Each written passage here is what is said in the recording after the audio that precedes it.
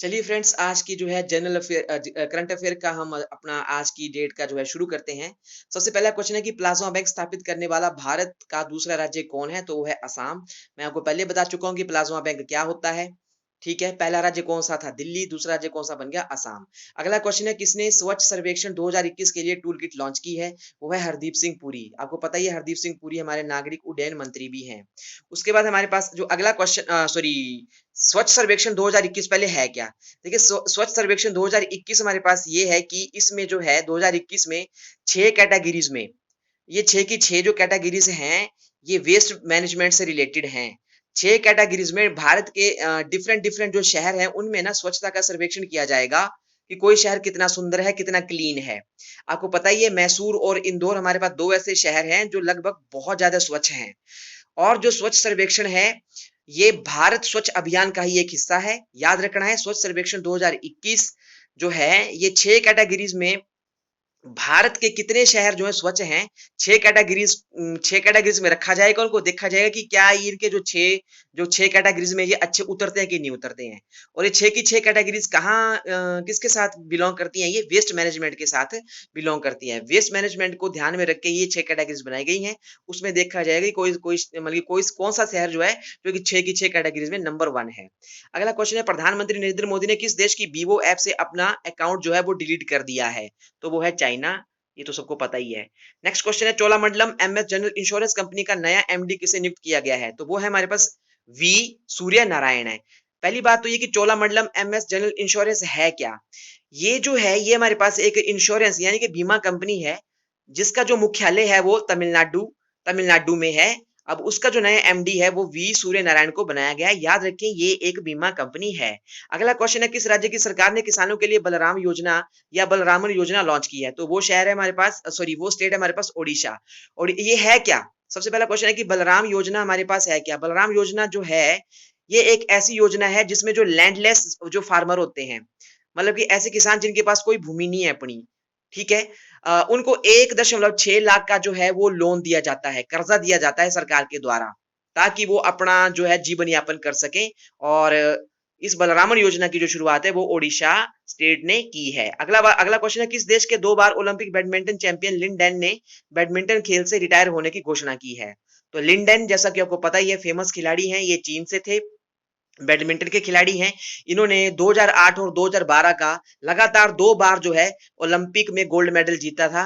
ये पूरी दुनिया के इकलौते खिलाड़ी ऐसे हैं जिन्होंने लगातार 2 बार ओलंपिक में 2 बार गोल्ड मेडल जीता था। 5 बार के ये वर्ल्ड चैंपियन भी रह चुके हैं।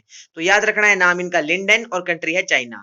अगला क्वेश्चन है, किस बैंक ने सेंट्रल बैंक एंड सुपरवाइजर के network for grinning financial system को ऑब्जर्वर के रूप में शामिल किया है? तो उस बैंक का नाम है एशियाई विकास बैंक है। सबसे पहला क्वेश्चन ये है कि central bank and supervisor network for grinning financial system, इसका मतलब क्या है? देखिए, जो ये एनजीएफसी है ना, ये किस, अब देखिए, अब अलग, जैसे हमारा भारत है, इसमें सेंट्रल बैंक कौन सा है? Reserve bank of India. ऐसी बहुत सारी कंट्री है जिनके अपने अपने सेंट्रल बैंक हैं। तो ये ना, जितने भी दुनिया की कंट्रीज है, उनके सेंट्रल बैंक्स का ये क्या है? ये एक तरह का समूह है, ठीक है। और ये फाइनेंस करता है किस चीज के लिए? ताकि किस तरह से, मतलब कि भी ग्रीन टेक्नोलॉजी लाई जाए, किस तरह से बोलने लगे, इकोलॉजी और एनवायरनमेंट को सुधारा जाए, क्लाइमेट को सुधारा जाए।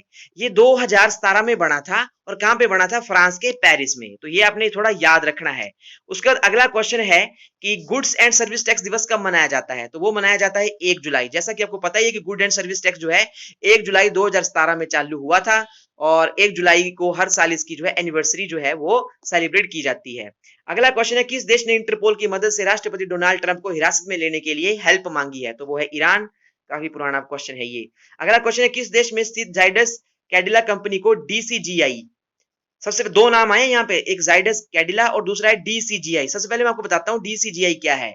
ये है हमारे पास डीसीजीआई, हमारे पास है drug controller general of India. Drug controller general of India ने कोविड-19 वैक्सीन के परीक्षण के लिए मंजूरी प्रदान की है। तो जाइडस कैडिला को मंजूरी प्रदान की गई है कोविड 19 वैक्सीन के परीक्षण के लिए। किसने वो मंजूरी प्रदान की है? डीसीजीआई ने। और जाइडस कैडिला का जो हेडक्वार्टर है वो कहां पे है? अहमदाबाद में। याद रखिए, ये एक बहुत ही मशहूर और एक नंबर, मतलब कि नंबर 1, रैंक नंबर 1, मतलब कि जो है फार्मास्यूटिकल कंपनी है ये। कौन सी? जाइडस कैडिला। ये 1952 में मतलब कि अस्तित्व में आई थी, और ये अहमदाबाद में इसका हेडक्वार्टर है। तो याद रखना है आपने, कि जाइडस कैडिला को कोविड-19 वैक्सीन के परीक्षण के लिए मंजूरी जो है प्रदान कर दी गई है। अगला क्वेश्चन है, संयुक्त राष्ट्र नीति अधिकारी के रूप में किसे नियुक्त किया गया है? तो उनका नाम है वैशाली मोहंती। अगला क्वेश्चन है, किसने एथलीट खिलाड़ियों के बीच इंटरव्यू के लिए फिट इंडिया टॉक्स का शुभारंभ किया है? तो उनका नाम है किरण रिजिजू। जैसे कि आप सबको पता है कि किरण रिजिजू कौन है? ये अरुणाचल प्रदेश से जो है सांसद हैं। ये पेशे से वैसे तो वकील हैं, लेकिन अब पॉलिटिशियन बन गए हैं। इस वक्त भी ये minister of sports and youth affair हैं। इन्होंने ही फिट इंडिया टॉक्स का जो है वो शुभारंभ किया है। अगला क्वेश्चन है कि केयर रेटिंग्स ने वर्ष 2020-21 में भारत की अर्थव्यवस्था कितने प्रतिशत सिकुड़ने का अनुमान लगाया है? तो वो है 6.4% है। तो मैंने आपको बोला ये कि केयर रेटिंग, फिंच रेटिंग, ये किसी भी कंट्री की अर्थव्यवस्था के बारे में बताते हैं कि वो आगे बढ़ेगी या पीछे रह जाएगी। तो इस बात का आपने जो है वो पूरा पूरा ध्यान रखना है। अगला क्वेश्चन, एनएचएआई के वर्तमान अध्यक्ष कौन है जिनका कार्यकाल 6 महीनों के लिए बढ़ाया गया है? इनका नाम है सुखबीर सिंह संधू, काफी फेमस है ये। अब एनएचएआई की फुल फॉर्म क्या है? National highway authority of India. इनका जो कार्यकाल है वो 6 महीने के लिए जो है वो बढ़ा दिया गया है। अगला क्वेश्चन है, अंतरराष्ट्रीय सहकारिता दिवस कब मनाया जाता है? वो मनाया जाता है 4 जुलाई को। उससे अगला क्वेश्चन है, किस देश में सूरों की प्रजाति से G4 नामक वायरस पाया गया है? फिर से उस कंट्री का नाम है चीन। चीन से ही कोविड आया और चीन से ही G4 नामक जो है वायरस आया गया है। वायरस जो है वो चीन से ही ये आ रहा है। G4 इसका नाम है और ये सूरों की प्रजाति से आया हुआ है। अगला क्वेश्चन है, 26 जून तक भारत का विदेशी मुद्रा भंडार कितने अरब डॉलर तक पहुंच जाएगा? तो ये पहुंच जाएगा 506.84 अरब डॉलर। याद रखिए, भारत दुनिया में 5वां ऐसा देश है जिसके पास जो है विदेशी मुद्रा भंडार है। 5वां देश है विदेशी मुद्रा भंडार के मामले में, याद रखना है आपने। अगला क्वेश्चन है, इसरो के मंगलयान ने किस ग्रह के सबसे बड़े प्राकृतिक उपग्रह फोबोस के चित्र लिए हैं? इसरो ने अपना मंगलयान भेजा है ना, तो इसने अब फोटो लेके भेजी है किसकी? फोबोस की। सबसे पहले फोबोस है क्या? फोबोस हमारे पास जो मंगल है ना, मंगल प्लैनेट का चंद्रमा है। मंगल प्लैनेट के पास 2 ही बड़े-बड़े चंद्रमा है, एक का नाम फोबोस है और दूसरे का नाम डीमोस है। तो जो हमारा मंगलयान है, इसने फोबोस के जो चित्र हैं वो भेजे हैं जो है धरती के ऊपर। अगला क्वेश्चन है, किसने किसने देश के युवा एथलीटों को तैयार करने के लिए टारगेट ओलंपिक पोडियम स्कीम को लॉन्च किया है? तो वो है हमारे पास किरण रिजिजू। जैसा कि मैं भी आपको बता के हटा हूं किरण रिजिजू हमारे पास कौन है, तो आपने इस चीज को ध्यान में रखना है। अगला क्वेश्चन है, भारतीय रेलवे ने किस नाम से 2.8 किलोमीटर लंबी मालगाड़ी चलाकर इतिहास रचा है? तो उस रेलगाड़ी का नाम है शेषनाग है। याद रखें कि टोटल बड़ी बड़ी 4 रेलगाड़ियों को जोड़ के, ये चारों के चारों जो रेलगाड़ियां हैं बिजली से चलने वाली थी, इनको जोड़ के एक बहुत बड़ी एक रेलगाड़ी बनाई गई जिसमें टोटल 251 बोगियां लगी हुई थी। ठीक है, और ये रेलगाड़ी जो है नागपुर से लेके कोरबा तक चलाई गई। इस गाड़ी की टोटल लंबाई थी 2.8 किलोमीटर और इस रेलगाड़ी का नाम है शेषनाग है। अभी इन्होंने थोड़े दिन पहले जून में भी इन्होंने एक रेलगाड़ी चलाई थी जो कि मतलब वो भी काफी ज्यादा लंबी थी और उसका नाम था द ग्रेट एनाकोंडा नाम की एक रेलगाड़ी चलाई थी जून में भी इन्होंने। तो आपने ध्यान रखना है कि ये नागपुर से कोरबा के बीच में चलाई गई। 4 इसमें बड़े बड़े इंजन जोड़े गए थे और टोटल लंबाई 2.8 किलोमीटर थी और जो गाड़ी का नाम है वो नाम है इसका शेषनाग है। तो आपने इसका नाम याद रखना है। अगला क्वेश्चन है कि इंडियन एयरफोर्स ने टिड्डियों से निपटने के लिए किस हेलीकॉप्टर पर एयरबॉर्न टिड्डी नियंत्रण प्रणाली माउंट की है? तो जहाज का नाम है MI-17 हेलीकॉप्टर। टिड्डियों का आपको पता ही है, पहले राजस्थान में, फिर हरियाणा में, फिर उत्तर प्रदेश में तबाही मचाई है। तो अब जहाज के ऊपर ही जो है ना नियंत्रण कंट्रोल जो है स्थापित किया गया है और उस जहाज का नाम है MI-17 हेलीकॉप्टर है। उसके बाद अगला क्वेश्चन है, राष्ट्रपति भवन में कितने धम्म चक्र दिवस 2020 समारोह का उद्घाटन किया गया? किसने किया? मतलब वो है रामनाथ कोविंद। सबसे पहला क्वेश्चन हमारे पास ये आता है कि जो धम्म चक्र समारोह होता क्या है? पहली बात ये धम्म चक्र क्या है? देखिए, सबसे पहले महात्मा बुद्ध ने जब अपने सबसे पहली बार अपने 5 अनुयायियों को अपना सरमन दिया था, अपना संदेश दिया था, अपना सत्संग दिया था, तो उस जो मोमेंट है ना, उस मोमेंट को जो है वो हम धम्म चक्र कहते हैं। कई बार देखा होगा आपने, भगवान बुद्ध के पीछे ऐसे एक बोलने का वो गोल चक्कर है जिसके ऊपर 24 जो है वो तारे लगी हुई हैं। अशोक चक्कर के बीच में भी है, तो उसको कहा जाता है धम्म चक्र। ये जो धम्म चक्र है ये इंडिया की जो कल्चर मिनिस्ट्री है और बुद्धिस्ट इंटरनेशनल काउंसिल है, इन दोनों की मदद से जो है राष्ट्रपति भवन में रामनाथ कोविंद के द्वारा इसका उद्घाटन किया गया और वहीं पे इसको मनाया गया। अगला क्वेश्चन है, भारत सरकार ने NLC इंडिया लिमिटेड ने solar and thermal power status के विकास के लिए किस कंपनी के साथ समझौता किया है? तो वो है कोल इंडिया लिमिटेड है। सबसे पहले क्वेश्चन है कि NLC है क्या? NLC है नवेली लिग्नाइट कॉर्पोरेशन। इसका जो मुख्यालय है वो है तमिलनाडु में।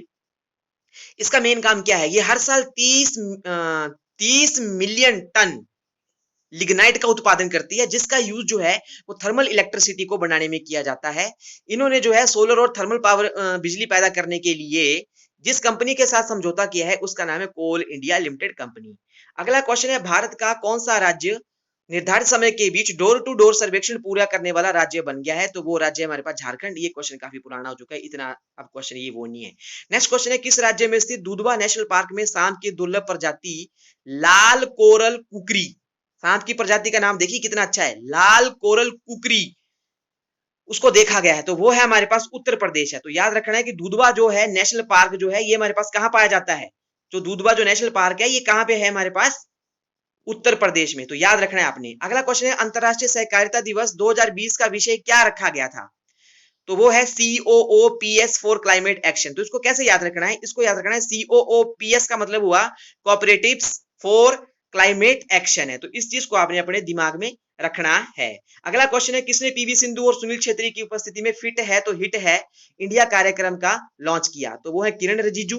और पीवी सिंधु के बारे में आपको पता ही है, भारत की महान बैडमिंटन टेनिस खिलाड़ी है। सुनील छेत्री आपको पता ही है, फुटबॉल खिलाड़ी है। और जो कार्यक्रम है उसका नाम है फिट है तो हिट है कार्यक्रम। उसके बाद अगला क्वेश्चन है हमारे पास कि 1 अप्रैल 2020 से 30 जून 2020 के बीच में कितने मीट्रिक टन उर्वरक जो है वो किसानों को बेचा गया? वो है 111.61 लाख है। अगला क्वेश्चन है, विश्व यूएफओ दिवस कब मनाया जाता है? वो मनाया जाता है 2 जुलाई को। अब यहाँ एक बहुत बड़ी चीज निकल के आ रही है कि यूएफओ हमारे पास क्या होता है? अनआइडेंटिफाइड फ्लाइंग ऑब्जेक्ट है। अनआइडेंटिफाइड फ्लाइंग ऑब्जेक्ट है, इस ये यूएफओ की फुल फॉर्म होती है। और यूएफओ जो दिवस है ये 2 जुलाई को मनाया जाता है। और लास्ट क्वेश्चन है आज का कि जून 2020 से मनरेगा योजना के तहत काम की मांग में कितने प्रतिशत की बढ़ोतरी की मांग जो है ना, मांग कितने प्रतिशत की बढ़ोतरी दर्ज की गई है? 21%।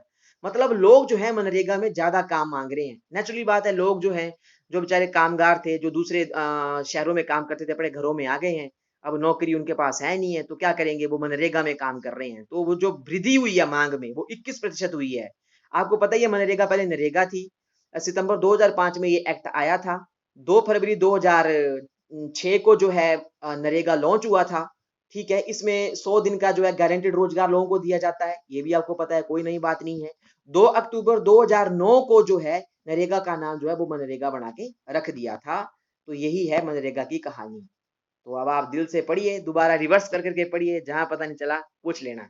ठीक है, कहीं कोई अगर आपको प्रॉब्लम है तो आप कमेंट सेक्शन में पूछ सकते हैं। Thank you. गर्म हो जाता है।